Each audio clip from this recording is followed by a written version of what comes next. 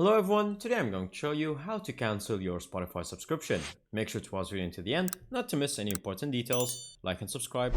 Now, just a quick tip, if you're planning to get another subscription for a much cheaper or better price, just click on the first link in the description or the first link in the comment section below, which will going to send you to Gamsgo. It's a website I've been personally using for 3 years, and basically it shares your password with other people, just like a big family under one subscription, and so you can get full price subscriptions for much cheaper, and just add the code GUMMY to get 5% additional off.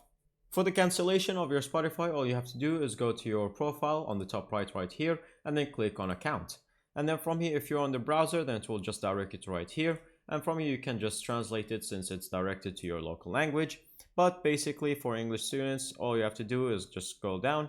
Simply scroll down until you see the cancel subscription right here. And once you click on it, it will ask you for reasons and what you're missing out. And then simply click confirm on right here. And that's pretty much it. Thank you guys for watching. See you next time. Bye bye.